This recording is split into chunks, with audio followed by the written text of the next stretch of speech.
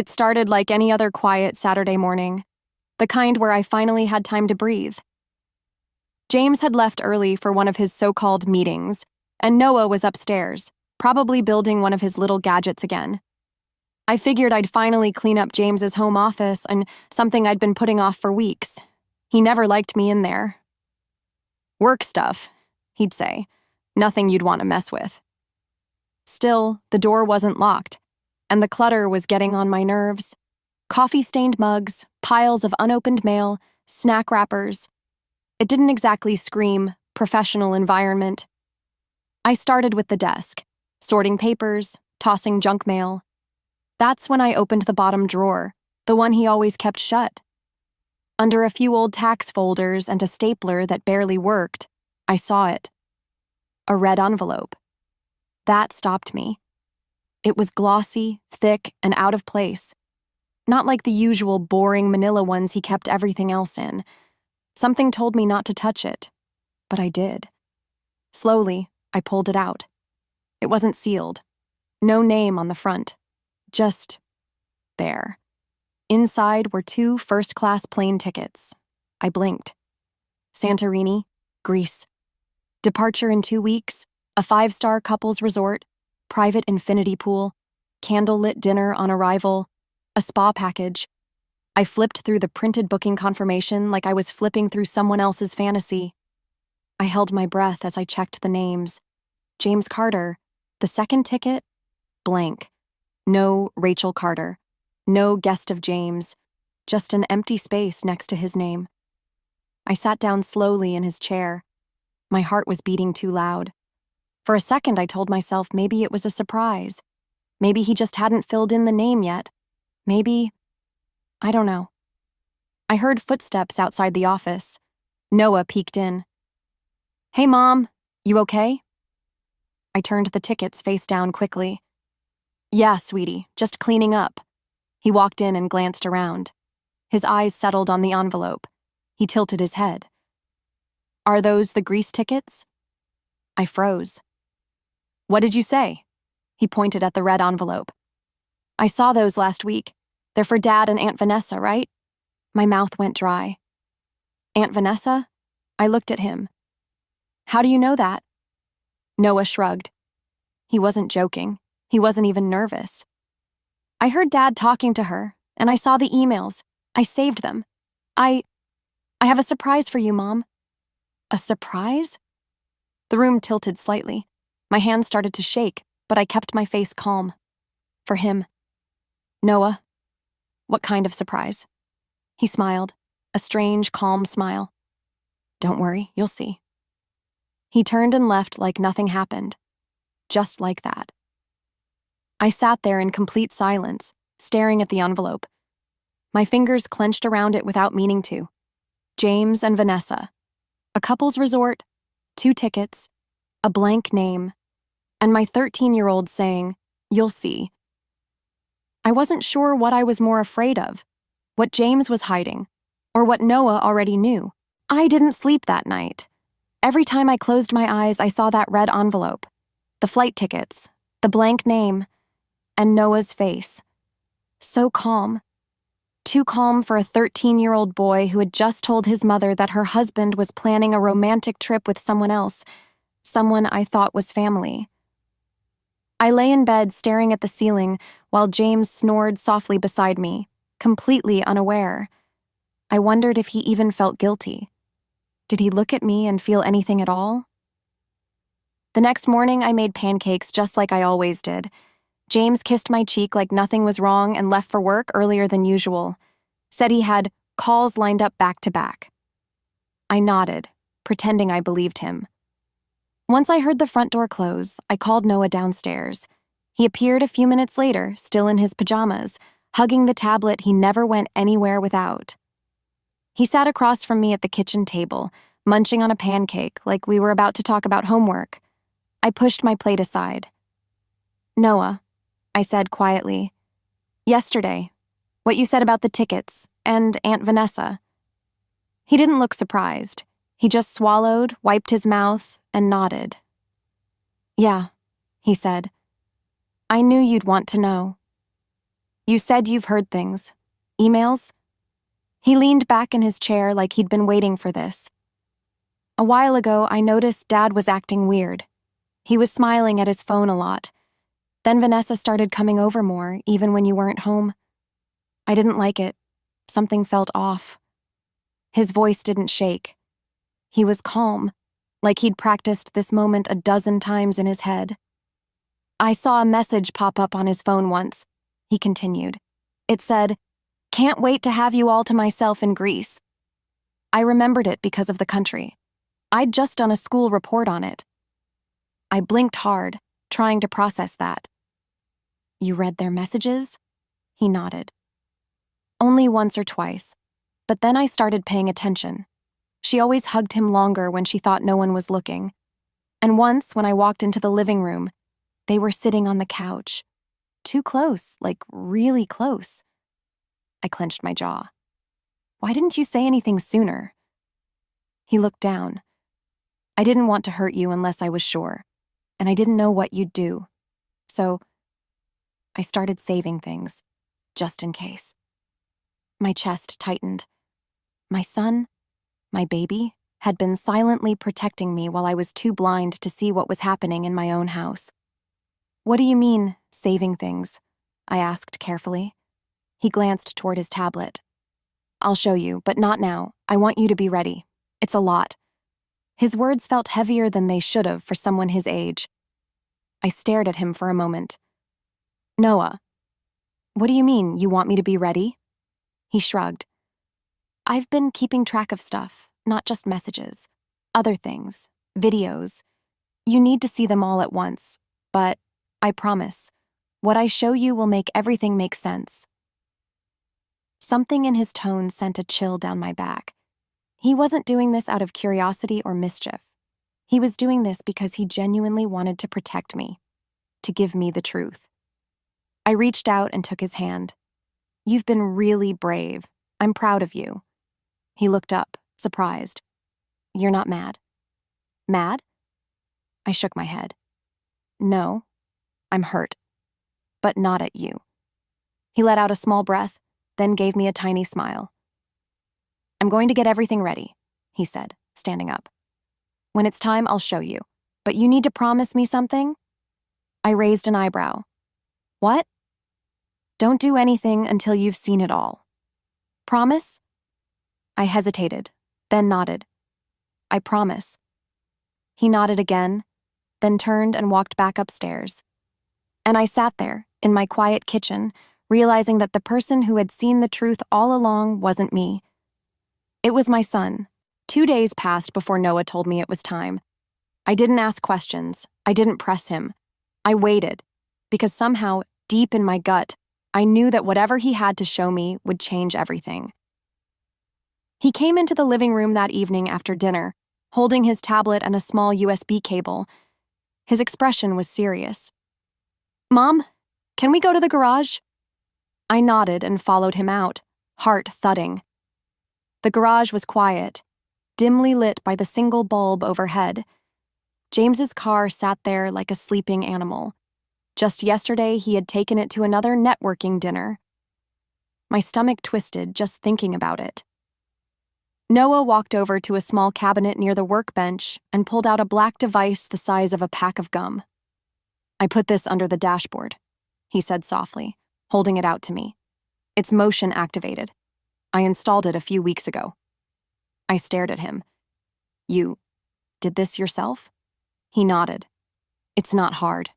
YouTube. That was my son. Quiet, observant, smarter than I ever gave him credit for. He plugged the camera into his tablet and tapped the screen. A small progress bar appeared. Then a video opened. Noah, I started, but he held up a hand. Just watch, Mom. The screen flickered, then showed the inside of James's car. The camera was angled just right, just enough to see the driver's seat, passenger side, and a bit of the center console. It was from 3 nights ago. I watched James slide into the driver's seat, adjust the mirror, and smile. The passenger door opened and Vanessa climbed in. Not the stiff, polite cousin act I'd seen at home. She was laughing, tossing her hair. She leaned over and touched his arm, then she kissed him. It wasn't a quick kiss. It wasn't a mistake. It was long, familiar, intimate. My hand flew to my mouth. I didn't cry. I didn't scream. I just froze. The footage continued. They sat there for a while, talking and laughing like two teenagers sneaking out at night. At one point, she leaned her head on his shoulder. He kissed the top of her head. I looked away. Noah paused the video. I didn't want to believe it at first, he said quietly. But they weren't even trying to hide it. I blinked fast, forcing my eyes to stay dry. You saw all this before? He nodded. A few clips. But I didn't show you until I had more. I didn't want it to look like a misunderstanding. He tapped the screen again, and another clip played. This time it was daylight. James and Vanessa at a gas station. She got out, walked around to his side, and handed him something. They laughed. Then she kissed him again, this time in broad daylight. Noah. Stop, I whispered. He did. The garage was silent except for the quiet hum of the refrigerator in the corner. I'm sorry, Mom, he said. I shook my head. You didn't do anything wrong. He looked at me, unsure. I didn't know if I should tell you. I didn't want to hurt you. You didn't hurt me, I said. They did.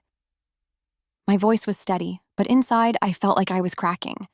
Not just from the betrayal, but from the realization that my 13-year-old had carried this burden on his own. You're so brave, I told him. And smart. Smarter than both of them. He didn't smile. Instead, he said, That's not the surprise I told you about, that's just part of it. I stared at him. There's more? He nodded slowly. Yeah, and once you see it, you'll know exactly what to do. After watching those videos, something inside me changed. I didn't cry, I didn't scream, not even when I was alone. I just stopped pretending. Every moment, every hug, every time Vanessa said, I love you, sis.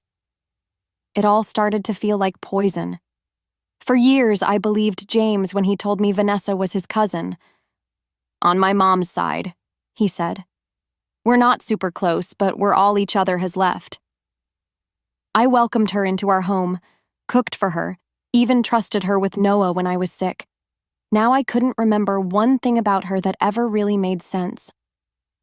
The next morning, after James left for work, I opened the old photo box in our closet.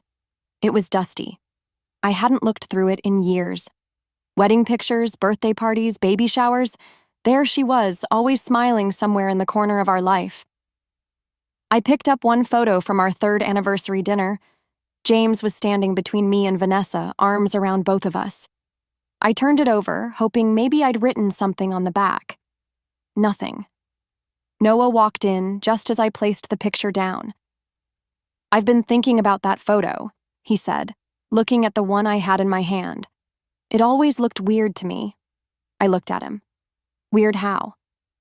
She's at everything, every holiday, every dinner, but never in any family group pictures before you met Dad. He had a point. I went to James's social media and started scrolling, slowly at first, then faster, looking for photos of him and Vanessa from before we were married. There were a few, but they were always just the two of them, often taken in places I'd never heard him talk about. Didn't he say they spent their childhood summers together in Oregon? I asked Noah. Yeah, he replied, but she once told me she's never even been to Oregon. That was it. We went to the computer and did a reverse image search on one of the oldest pictures James had shown me when we were dating, a photo of a family reunion in a backyard. Vanessa was standing next to a woman James said was his aunt. It took 5 seconds. The image was from a stock photo website. The same picture had been used in an online ad for picnic tables. I stared at the screen, feeling sick. He faked it, I whispered.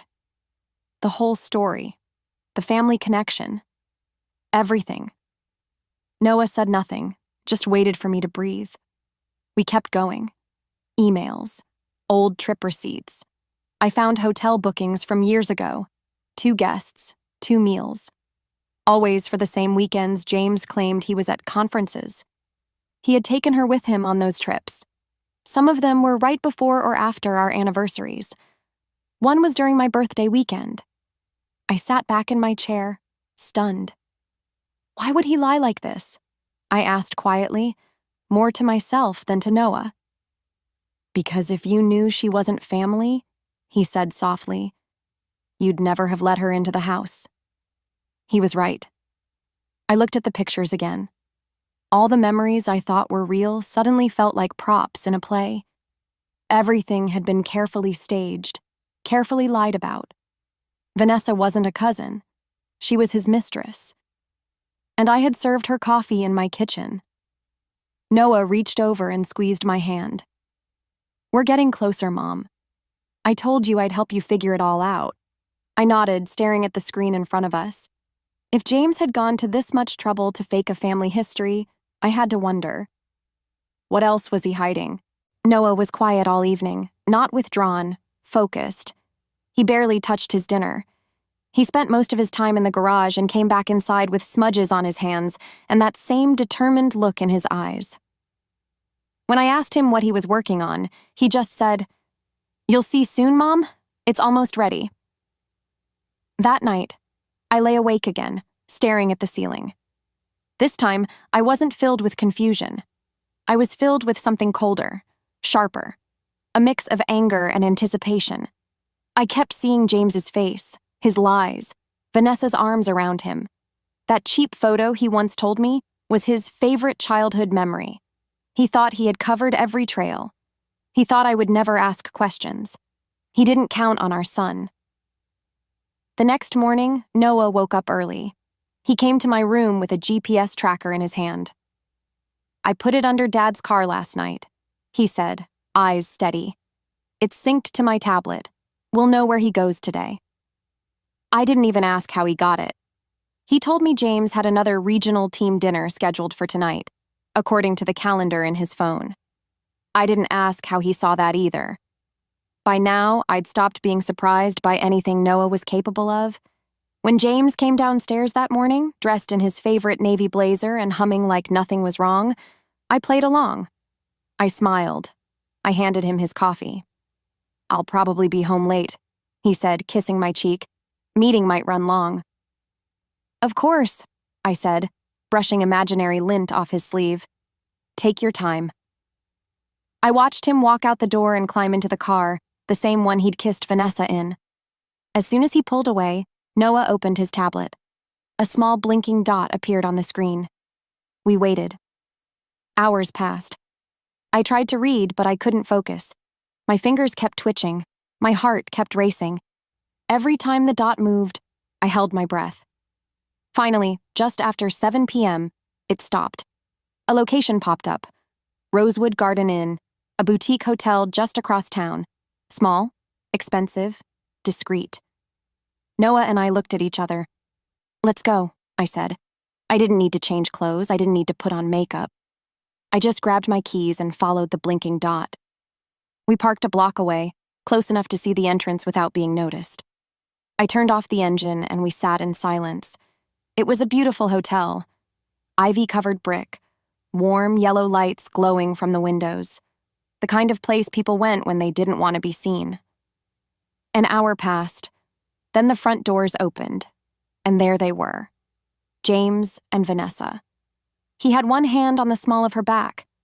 She was laughing at something he said, flipping her hair over her shoulder like a girl on a first date. He leaned in and kissed her. Not a quick kiss.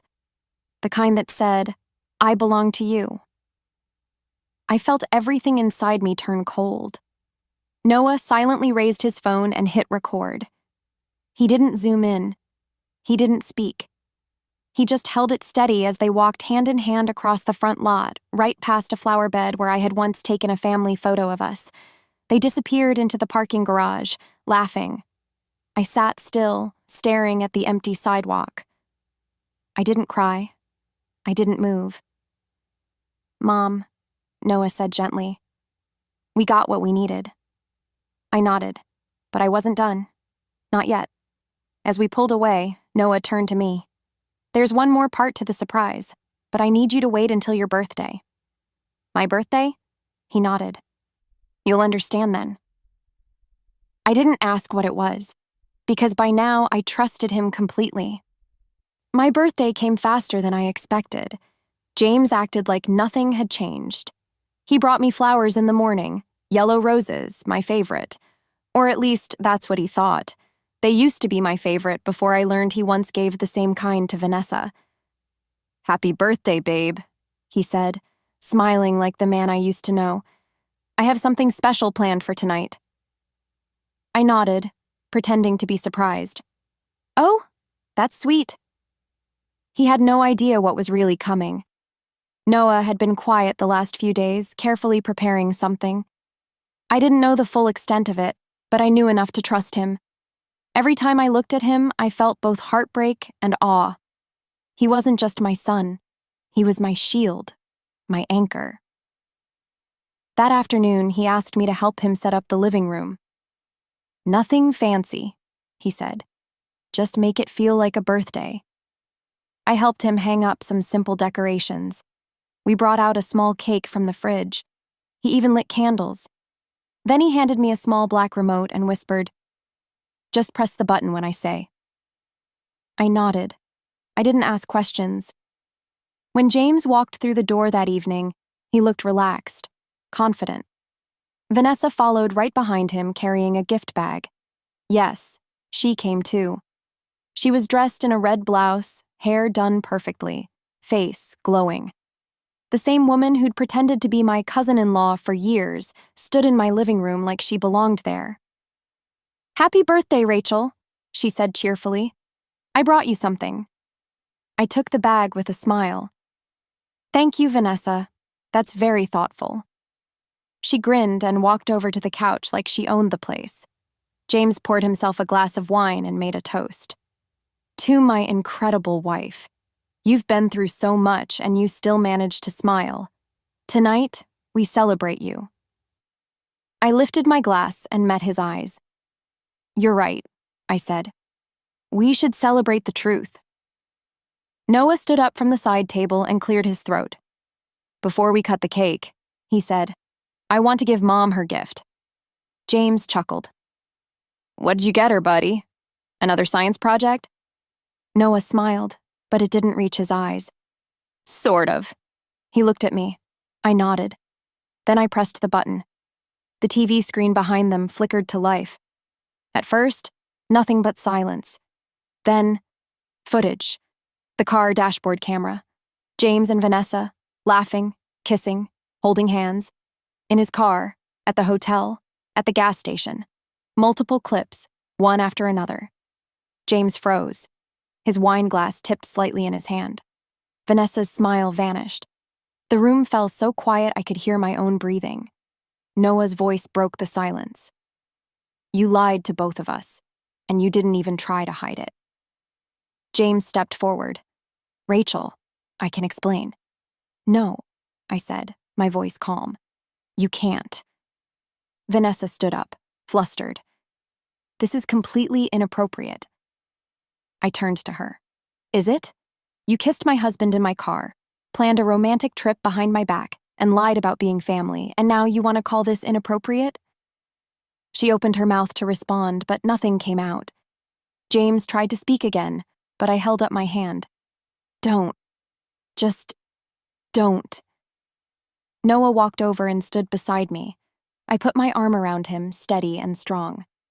The video ended. The screen went dark. But the truth was already burned into the walls of the room. James looked at me, eyes wide, like he couldn't believe I'd found out. But I wasn't shocked anymore. I was ready. I looked down at Noah. He didn't say a word. Because he knew this wasn't the end. Not yet. 2 months later, I stood before a judge. The courtroom was packed. Cameras weren't allowed inside, but reporters hovered near the doors. The story had already spread online. Noah made sure of that. He uploaded the dashcam footage to a secure site, sent it anonymously to local news outlets. The headline had gone viral within days. Wife discovers husband's affair through her son's birthday surprise. James's company saw it. His face was plastered on every gossip blog for a week. The board asked for his resignation. He refused. They fired him. But today wasn't about scandal. Today was about consequences. I took the stand slowly. My lawyer had already laid out everything: the forged financial documents, the secret transfers from our joint account, the $80,000 James had funneled into Vanessa's consulting business. Vanessa had been arrested with him. They were being tried together for fraud, identity deception, and financial abuse. The judge looked at me. "Mrs. Carter, you may proceed with your statement." I took a deep breath, looked at James, looked at Vanessa, and then I spoke. "Your Honor," I began, my voice steady. "I was married to James Carter for 17 years. I gave him everything: my loyalty, my time, my trust. When I chose to be a stay-at-home mother, I did it because we agreed it was best for our family. He promised he'd protect us. Instead, he used that decision against me. He lied, not once, not by accident, but deliberately, and over a period of years. He gave my cousin's identity to another woman so she could fake her way into our lives. He opened accounts in my name. He drained funds meant for our son's future. He stole not only money, but time. Years I can't get back. And when confronted, he didn't apologize. He called me emotional. He laughed. I turned to Vanessa. "You pretended to care about me, sat at my dinner table, smiled at my son, all while plotting with my husband behind my back. You knew what you were doing, and you did it anyway." Vanessa rolled her eyes slightly, but James just stared at his hands. I looked back to the judge. "But the reason I'm standing here today isn't to cry or beg. I'm here because I believe in accountability. And because of my son, my 13-year-old son, who had more courage and clarity than both these adults put together." My voice wavered then, just a little. He saw the truth, and he showed it to me. Without Noah, I'd still be in the dark. I owe him everything. I ended my statement and stepped down. The judge was quiet for a moment. Then he nodded slowly. "Thank you, Mrs. Carter." What followed was swift. James and Vanessa were both sentenced to probation and community service, with restitution orders totaling over $100,000. Vanessa's fake identity charges would likely lead to federal court. I walked out of that courthouse into the sunlight, not as someone's wife, but as myself again. Noah ran up to me on the steps and gave me the biggest hug. "Is it really over?" he asked. I looked down at him. "The worst part is, the healing begins now." I had already filed for divorce. The house would be mine. James had signed over his rights when faced with the financial evidence. As for Vanessa, she vanished from the neighborhood long before the trial ended. Her name was ruined. And me? I started working again. I got a part-time job at the local library and signed up for bookkeeping classes online. But the best part of my day was always coming home, to Noah, to peace, to a life where lies no longer lived in the walls.